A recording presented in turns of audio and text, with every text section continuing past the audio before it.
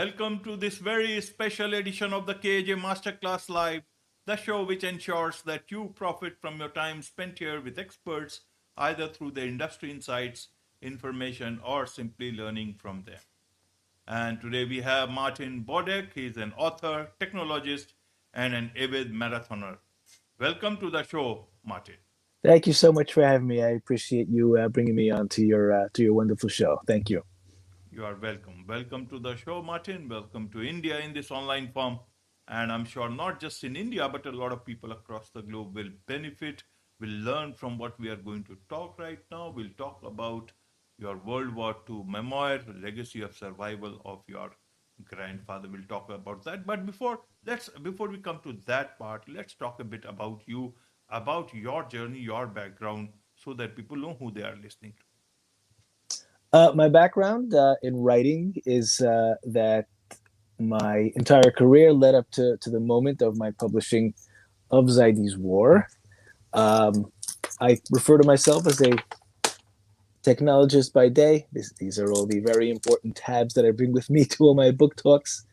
I am a technologist by day and a writer by night, and I'm hoping to switch the two if at all possible. I say that I work in the IT field from 9 to 5 and in the book industry from 5 to 9. This is how I carry out my days constantly. My first book was published in 2010, and it was a self-published book, and I self-published many others before the industry finally found me. And after I published several books with a few regular publishers, I finally realized that I know enough about how this all works inside and outside to produce the work that I was destined to do ever since my grandfather told me the stories at an age that I was way too young to properly withstand such things and such trauma. So this is likely the most important book that I'll ever write. It's about my grandfather's life. It's the 11th of my 12 books. Yes, 11th of your 12. What are the other 10 books about, Martin? Mostly, and I'm going to lean over here to get the pile of books so we get a visual. Yeah. These are my books. And yes, I certainly intend to write enough that the height of the stack reaches my own height. This is my intention. And if you can see closely, most of my books end with the word Haggadah. The Haggadah is the text that Jewish people use during their Passover Seders. And in order to keep things entertaining, I try to make it interesting so the family can enjoy. It's usually a long evening, and so I've written a few that have gotten attention. And I've sold many copies of those, and those have been successful. But Zaidi's War is certainly the most important and the one with certainly the most gravity. The rest are attempts at humor and light fare and so forth. But this one is extremely earthy and serious. Absolutely, absolutely. Now, let's come to the book now, Zaidi's War. It took you, if I understand, from start to finish, 19 years. Correct. Why so long? Why so long? Because first we sat down, my mother and I, Zaidi's daughter, with my grandfather in 2003. My wife was otherwise occupied every Thursday evening when I had just gotten married. And I wanted to take advantage of this time to conduct the interview that I wanted to do for many years. I gave my mother a call and I said, I'm free every Thursday night for an hour or two. I'm waiting for my wife to come home. What do you say that we finally sit down with Zaidi and get the story out of him? So that's exactly what we did. In 2003, in May, we sat down with him and listened to his story. He was very eager to share, and it was very kind. And we stopped recording on VHSs. I'm sure viewers of a certain age will know what that is. Viewers of a certain age will not. And we recorded him until he started repeating himself. And once he started repeating himself, we realized we had the full story. Now, Once I had the story in hand, the problem was I wasn't the writer yet. I had not yet written my first book. And I had an inherent understanding that this is not a first book for an amateur author. This is something that comes later with experience. So I knew I had to venture out and figure this stuff out for myself before putting pen to paper for this book. So my first book, as I mentioned, was in 2010. And then I published more and more and more, got more and more familiar, got more expertise and experience. And finally, after signing contracts with multiple publishers for multiple ideas and projects and deals, it was time. So I spent 2 years translating the original VHS recordings from Yiddish into English. And once that was complete, we were off to the races. And as you indicate, yes, it was 19 years in the making, but finally in 2022, we put the book out, and it's been rolling ever since. Right. So 2022. Now, I want to understand one thing from you, Martin, is Mm-hmm. that he was your grandfather. Correct. You always knew him as your grandfather. Mm-hmm. When did you see him as a soldier who was in four armies, and tell us about your book also, and this particular connection with him as a grandfather, as a soldier. So it was my grandfather, just like any other grandfather is to any grandchild, for the first 5, 6 years of my life, giving me candies and gifts and making me breakfasts and telling me stories and being a good granddaddy. But when I was 6, 7, or 8, he began to overshare, as we currently say, about these particular very frightening, very disturbing stories that frankly, looking back, would probably induced some form of PTSD in a young mind that was too young to appreciate what he was saying. There's a lot of brutality in the story, and he did not hold back. So when I was 7 or 8, I do duly remember that I thought to myself in my very young, untrained mind that these stories that my grandfather's telling me, I'm going to tell it one day. I'm going to put it down on paper because it just sounds wild. In many cases of Holocaust stories, they follow a certain template, a familiar track.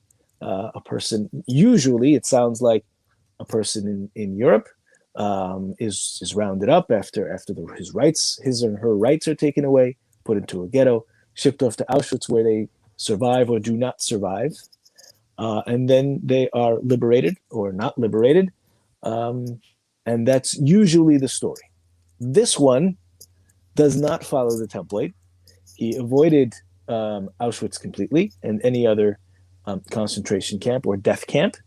And his story just goes around and through all of this. And this is what made me understand that the story needs to be told and heard, because it's something completely different from the norm, completely different from what I ever heard from my classmates' parents, from friends' parents. This was completely different, and so it was a long time between 8 and the age that I am now, but the story got told. Right. And it should have been told much earlier. If I see it, one soldier, four armies Mhm. from Romania, and so tell us that part of this thing.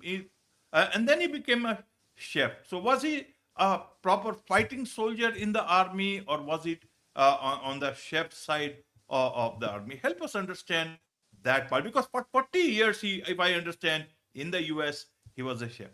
Yes. So when I tell these stories in public, when I speak in libraries and synagogues and so forth, I explain that in his youth, he liked to do 3 particular things. He loved to forage in the forest, he loved to cook with his mom in the kitchen, and he loved to learn ancient texts with his father.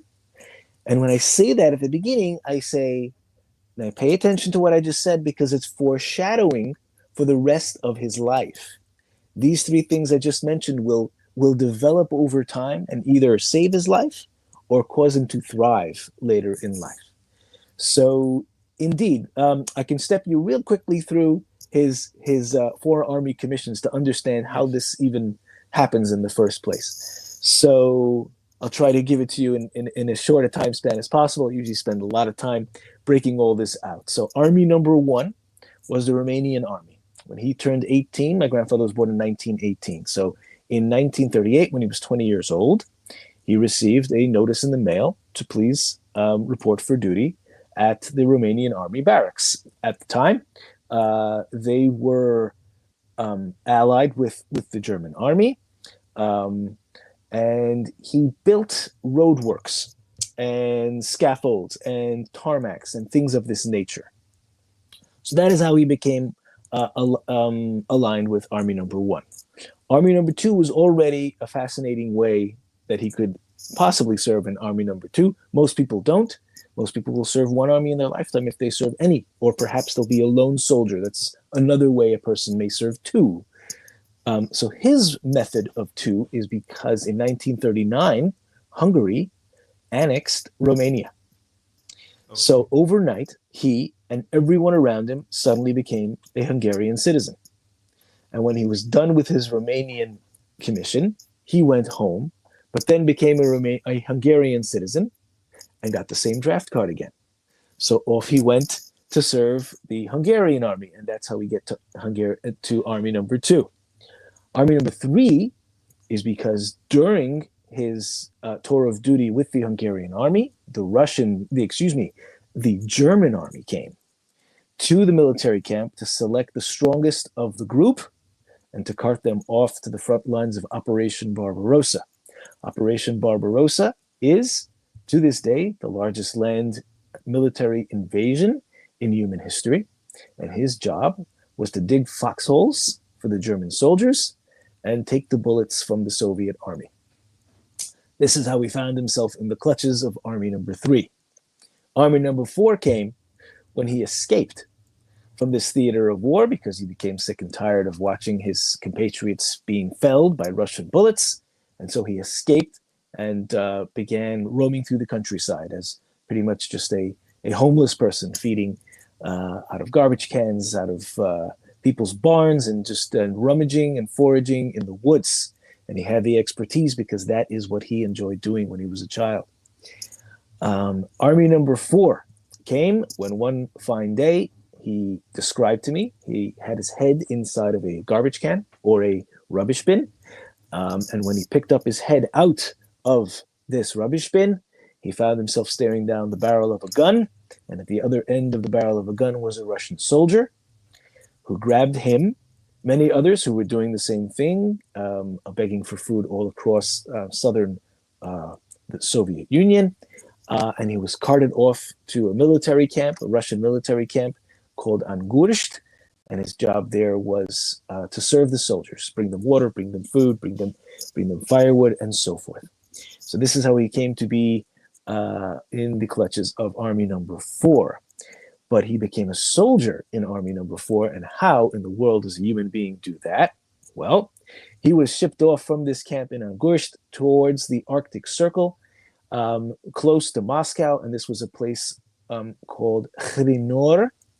I cannot find this on a map because you do not find such things. Russia does not deliver its secrets very easily to the public. This was in an area called Kirovsky Oblast. The job was very much the same. At the end of the war, as is happening nowadays, Russia ran out of personnel and out of weapons. And they announced to the slave corps, this is pretty much what they were, that we need you to sign up for the crushing, the final blow of the Nazi Empire. And if you complete your tour of duty and you come back alive, then you will earn your freedom. So my grandfather thought this was a very excellent idea, especially considering everything that he's been through so far. He spent 3.5 years in Russian military camps, these two Russian camps, and he signed up and he went through basic training and he graduated as a sniper. So he was the Russian word for private is radovoy. So he was radovoy bin Sian Malik. That's his name. We did not mention it yet. And he was ordered to report to duty and to board a convoy for the Battle of Berlin, which is the very last battle of World War II. When I revealed all these details to my wife, she said to me, "My gosh, your grandfather sounds like the Forrest Gump of World War II." Indeed, that is a very apt description. So on May 5th, 1945, that might be a familiar date because a few days later the war will be over in the European theater. He rolled into the border, all the way to the border of Germany. Before the convoy stopped, the commandant announced that Germany had surrendered, and so therefore, my grandfather's final army tour of duty was complete, and he went back to the Russian military camp, from which he hiked home because they would not give transportation. There was no Marshall Plan inside of Russia, and he was left on his own, and he hiked 1,600 miles home. And a number that is so mind-boggling that my publisher asked if I could convert that into kilometers because it would sound more impressive. So Right. it was a 2,600-mile hike with 150 people left over in the camp who wanted to make their way home and had no transportation. And that is how my grandfather concluded World War II with a 2,600-kilometer walk all the way home, pretty much as the crow flies from where he was in Russia to his community in Romania. Right. Right, Martin. So, two, three things here. Yes. Uh, in all these different armies, Romanian, Hungarian, German, and Russian, did they tell him or find that he was Jewish and persecute him at any time because of being Jewish? Second is, right. Can you repeat the question, please? There was a little bit of Yeah, bouncing. yeah. In all these armies, either Romanian, Russian, German, Hungarian, Mm-hmm. at that situation, at that point in time, the situation that was prevalent in that part of the world, Mm-hmm. especially, in terms of uh, the persecution of the Jewish people, did how did they look at him as somebody from that same line? So he was Jewish, and when he was in the Romanian and Hungarian army, the reason that he did menial labor is because Jewish people had no right to bear arms, so they certainly could not serve in the military in a military capacity, and all they were left to do was their labor. When he was in the hands of the German army, he was simply looked at as a person who provides a use. It was sort of like being in a work camp. We just need the output of your labor. And when he was serving the Russian army, they treated him a little better. They fed him a little better. They fed him a little more when he performed better work. But he was just a person who provided a function, a gear in the machine of war. Um, when he was in both the Romanian and Hungarian armies, there he actually faced the most anti-Semitism and was beaten for the privilege of providing his work for his own country. So what's ironic is that his countries treated him worse than his than the other countries. The Germans just treated him as a person who needs to do a job, and the Russians treated him with a little more dignity. But his own home countries were the ones that abused him constantly. Right. So my question is that amidst this whole changing scenario, one can be with in doldrums. What is my affinity? What is my loyalty? Where is my loyalty? Was it about loyalty at all, or was it all about survival? Did you try and look at this aspect of your grandfather's journey? I did try to understand what the drive was. So he constantly was making decisions. I realized this, when I get asked, usually the first Q&A question during any of my sessions is, so why do you think your grandfather survived the war? And I say, I think he survived the war for the same reason that I think that anyone survived the war, if you've been paying attention when you read World War II memoirs. And the answer is, I think, and I get a lot of agreement and very little disagreement, that there's a trifecta of survival, I call it, a triangle. One, you need to be extremely lucky. You can't discount that luck plays a huge part of the equation. Two, you need to make decisions constantly. You cannot be passive in this arena of terror and think you're going to be able to survive. At some point, you have to decide: do I want to take on this task? Do I want to sign up for this that they said was available? Do I want to accept the transfer to a different camp? Do I want to eat this particular food? Do I want to avoid something? Should I go there? Should I not go there? So my grandfather was busy deciding the entire time. It's very much in survival mode. And the other is calories. Any Holocaust memoir, at some point, the protagonist will describe what it's like to starve. It's something that never leaves you. You cannot ignore it. There's other human needs that you may be able to ignore, but hunger itself is ever present, and you just cannot get away from it. So it was survival. And my grandfather was in survival mode constantly, because the other question that I get is, did he perform any of his religious practices? He was a practicing Jewish person. And the answer is no. And I asked my grandfather this directly.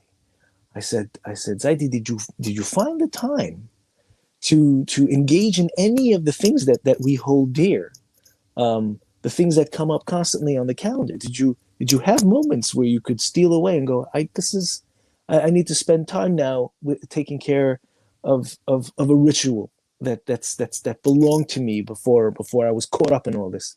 And he said to me, no, there was no time. There was no time. I was busy surviving.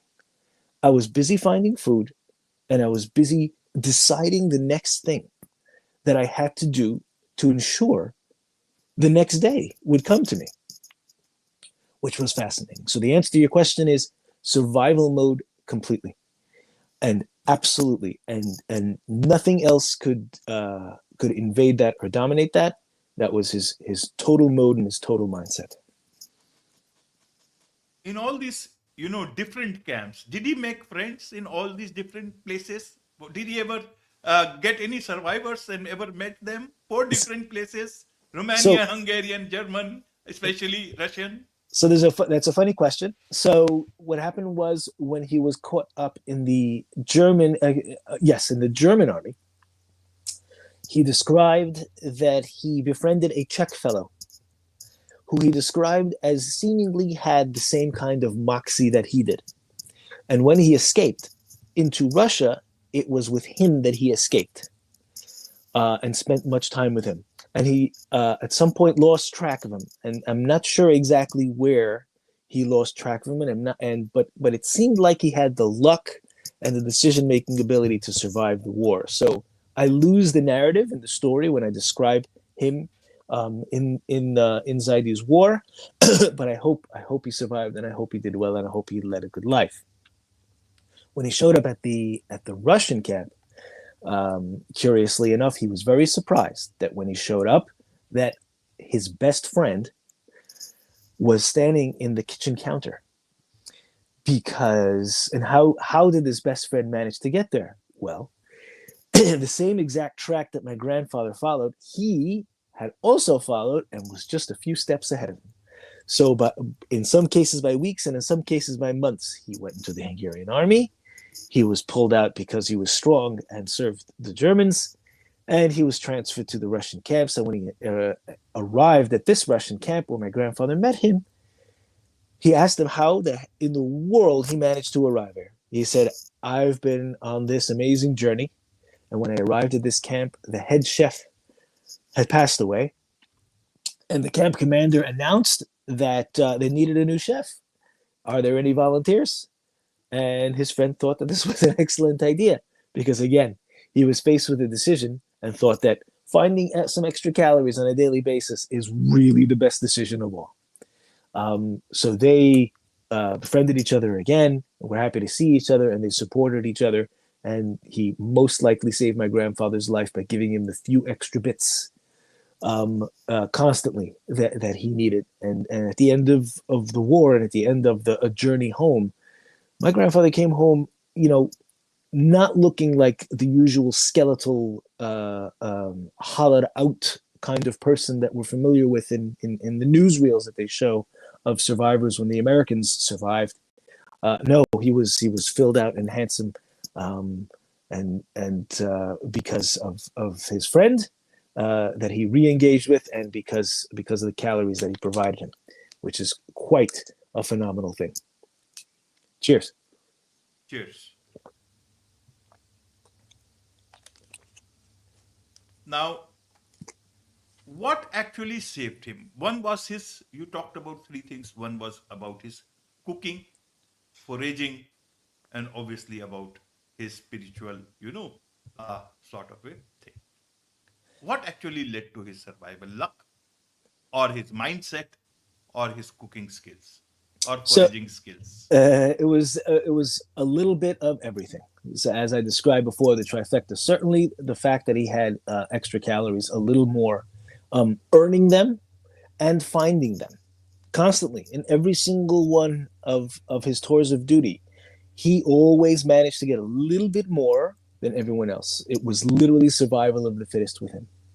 And throughout the book, he's constantly making decisions about what to go and where to be and what to eat. And the most consequential decision that he made is the night before he was about to arrive home. He was on a Carpathian mountain ridge where, after leaving with 150 of his friends from the Russian camp, he was left with 10 friends. And this story that I'm about to tell you is emblematic of his survival method and outlook. So his friends decided, we're camping here for the night, and tomorrow we'll head on over into town and find our community again and see what's left or what's not left. And they went foraging in the woods, and they found themselves some mushrooms. And my grandfather had very keen understanding of which mushrooms were safe to eat and which not. 80% of mushrooms, in fact, are poisonous, and 20% are of the varieties that we humans eat. And he identified them immediately as unsafe, and he tried to warn them. And he said, "Gentlemen, this is not the good variety. We should not be eating this. It's unsafe, and we need to rest now. And it's okay if we don't have food right now. And tomorrow we're heading into town." They were desperate for a good last bit of food, and they made themselves a stew with some pots and partook. And my grandfather refused. He went to sleep and to rest up, and they enjoyed their meal. And the next morning, he was the only one who woke up. And this is an encapsulative, dramatic story that explains how he survived. Everything is captured in here. He was lucky. He had the calories, and he had the good decision making skills, and it's just completely emblematic of his survival story in microcosm. Right, right, Martin. From what I come to know from the story, the way you have said, your grandfather seemed to be someone who could gel everywhere, almost like a bit good at maintaining relations, public relations, if I may Sure. call that, and amiable means people have to also like you in whichever place you are. Was he like that? He was charming. It runs through the family. It's certainly in our DNA. But certainly he got allies for himself where he needed to. He was very charming when after the war. Um, he kind of conned his way into his first job. He worked at a very famous store called 47th Street Photo. There are many viewers who will know exactly what that is. It's quite a famous enterprise in New York City. He sweet talked his way into owning his first house, and that part of the story is also recorded how he did that. but certainly he was very charming. Um, his charm got him extra food also when he was foraging through the country. No one he describes that no one ever refused him. So he had a very um, maybe a Frank Abagnale, catch me if you can kind of personality where he could really sweet talk his way into anything, and it seems that he did. And he had a certain human quality that gets people to trust him, and uh, confer whatever he needed at the time. So yes, so good call on the inherent charm of his personality, which is probably another piece of the pie that explains his entire survival. Survived for 95 years, for so many years, lived till 95, if I understand. Uh, Correct. did he at any point in time, later on, going to the first, went to Israel, then perhaps to the US, did he ever show any sort of, resentment, some sort of anger within in later years about, or was his charm part of his personality itself?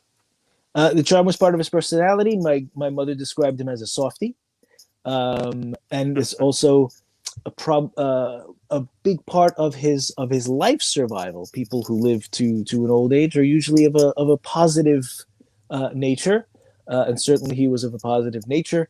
The only resentment that I remember that he described when he was telling me his amazing story was when it came time to accept German reparations. So after the war, the German nation repented in a way, and they offered a little stipend for as a way of asking for forgiveness for what they did. I don't know how to relate to it really, but my grandfather refused this. Many people accepted this because okay, it's money and it could be used for anything, for bills and for life, but he would absolutely refuse it. He called it blood money, and he would absolutely not accept such a thing, and told his children never, ever, ever to accept money from the German nation in return for the lives of the family members that he lost. But that's the only anger in relation to the story that he ever expressed. Besides for that, it was always projecting a tale of adventure, of promise, of survival, of what could be, of what you could make of yourself, of surviving adversity. So yes, so you've tapped into the fact that his nature was the word is I think ebullient, just positive and uplifting and forward looking, all the way to the end. Absolutely. And I think he's one of the very few people being part of Operation Barbarossa from the German side, and then being part of the Battle of Berlin from the Russian side. A bit, ironical, a bit, I don't know how to explain, especially in English, this is not my mother tongue, but there's the tinge of, that irony here. Did he ever speak about this irony, or was it all about survival? Also, did he ever had to kill anyone and he talked about anything? So I don't think he ever knew that he was part of Operation Barbarossa.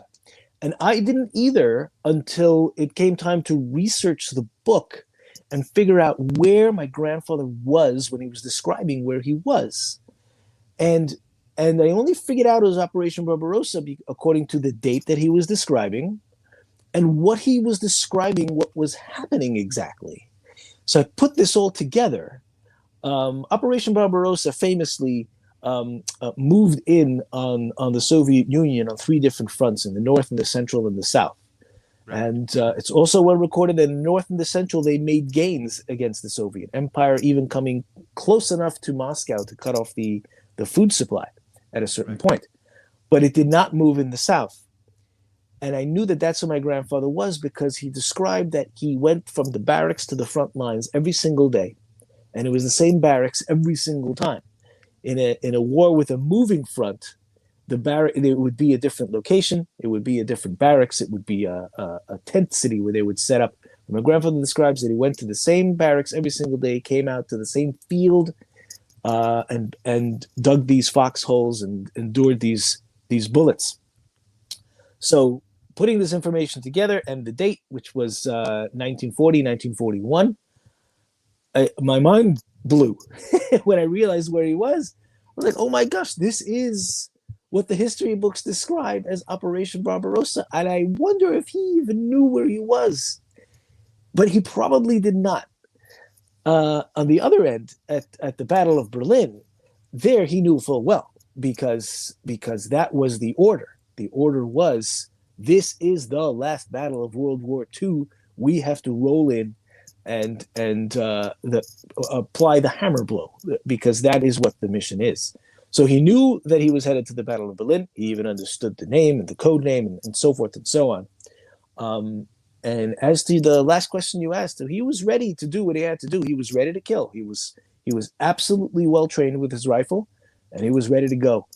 But the call came that Germany had surrendered, and so there was no reason for him to end anyone's life, and just went back home without firing a shot, and went back to the military camp, and from there proceeded on his way home without ever having to take a human life. Right. And one thing more, at every place in all these armies, I see uh, as if he used to move out of the army very without any friction. It seemed to look like they are saying, okay, we don't need you, and then he moves out. Or from the German army to nobody chased him ever, that listen, you are an absconder from the army or anything like that at any place, and that you will be penalized. Many people wanted to leave the armies at any point in whichever army they were, and here he was able to move out very silently. Or is it, Yeah. that's what I get. How did that work? So this is the luck part, I think, that I've been discussing. With the let's tally it up. So from the Romanian army, his tour of duty was simply completed, and so he was able to move on. From the Hungarian army, the Germans came and simply took him. So that's how he went there. In Operation Barbarossa, most likely the loudness of war, the fog of war, or the cacophony of war, probably didn't allow the Germans to even bother keeping track of who they had and who they didn't, and who was available and who was not. It wasn't a concentration camp where the numbers mattered and the data mattered. This was just, war. So when he escaped, he probably just escaped and didn't look back, and they probably weren't looking for him. They probably just went and picked up the next group of people. When it came to his Russian involvement, he probably decided that this is okay, that as long as he produces the work and eats the food, that he can probably survive here. And that's probably why he didn't escape from there, because he probably felt that his life wasn't on the line. He, thinking about his experience, it probably did seem that his life was secure, that things were okay, that there's a war happening, but I'm in this camp and I'm providing my services, and it's going to be okay if I continue doing what I'm doing. And proof in point, a year must have passed, and he realized, I'm still here. Okay, so I'll continue doing what I'm doing. Then 2 years, then 3 years, then 3.5 years, I'm still here. It's okay. At some point, this war is going to end. So in that instance, he remained, carried out his duties, had his calories, and managed to survive. And finally found his peace Yeah, in the US. correct. So he did move to Israel in 1951. And in 1967, the Six-Day War really scared him. And so he moved because I remember he told me that he had seen enough sacrifices and he did not want to see any more. So he moved the family piecemeal, person by person, to the United States of America. They came finally, all of them in 1971, where he settled and remained. And as we mentioned all the way at the beginning, and as we foreshadowed, he was a chef in several schools in the Brooklyn area and in several, for summers, he was in upstate New York, and he did that for 40 years. And he lost his job that he really liked due to ageism. And that was one other time in his life that he was really, really upset. He was perfectly qualified for the job. My grandfather was, I believe, 83 at the time, with forearms as thick as my thighs. He could still sling around those giant tureens with the best of them, but they were looking to go younger, and he was extremely upset and really unhappy that he was forced into retirement. He said to me, "When you retire, you die." Uh, and he goes, and when he was ill, much later in life, he goes, you see what happened? They didn't let me work anymore, and here I am in this hospital bed. I told you, you got to continue working all the way to the end. Yes, sir. In today's climate, no one can retire anyway. So I will honor my grandfather's word. Did he teach you any survival skills, Martin? He taught me to be tough. Um, as you mentioned, I am a marathon runner, and I think that there's a part of me that wants to know what I can endure.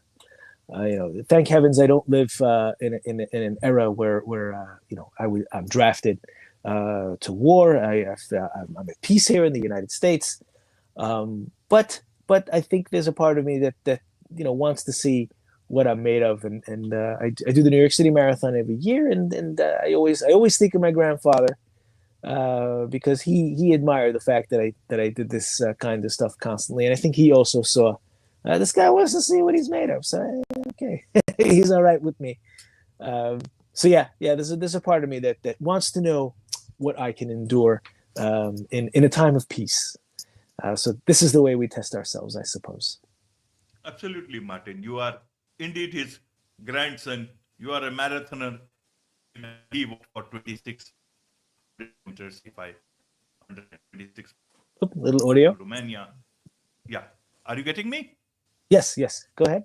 Yeah. So he walked for 2,800 kilometers back to Romania from the borders of Berlin, and you are a avid marathoner run yourself. So you have that zeal, at least that. So my last question to you, Martin, is to understand that. Do you how do you see your grandfather as somebody who made the best of whatever he had at any point in time, and finally found a life for himself in peace later on? Do you look at him as a survivor? Do you look at him as a soldier? Do you look at him only as a grandfather? I look at him, I think, as a striver, as a person who has things set in front of him. Just like any person who has a choice to make on a constant basis. And it seems to me that he always went and made the correct decision. So first he'd always make a decision and then made the correct one. This is a skill that's not very common and not very frequent. We don't always jump on the opportunities presented to us. I think that's what luck is. Luck is simply, life being thrown at us and just making the right decision with what we get. I think he took advantage of every opportunity that came his way ever throughout his life, through his war, and through every decision that he made with his career afterwards. So I think he at the end of the day, he's a master decision maker, a master opportunist, and a master striver for a better day and another tomorrow. And he's my hero, for sure. Absolutely, absolutely. There is much to learn from the story of your grandfather. It's also the story of a survivor. It is also the story of someone to make the best out of whatever skills he had, and use it in different situations in life. This is indeed one very, very interesting, very, very special story indeed. So, for those people who would like to know more about your book, more about you, and want to connect with you, what's the best way for them to do so? Well, this is the book. It's called Zaidi's War. This is available on Amazon, Barnes and Noble, and where many fine books are sold. And if you'd like to know more about me and what I'm up to and what I'm coming out with next, my 13th book is nigh. It should be available in a couple of weeks. It's another Haggadah. This one is the Dad Jokes Haggadah, and I've got a very built-in audience for that, and it should be very entertaining. MartinBodekBooks.com is my website, and I would appreciate very much if everyone would stop by, have a look, browse around, send me an email, get on my email list, and generally have themselves a nice time browsing. So MartinBodekBooks.com is where I would not mind if people found themselves. Wonderful. With this, it's a wrap on this very special edition of the KJ Masterclass Live. Thank you so much indeed for joining us.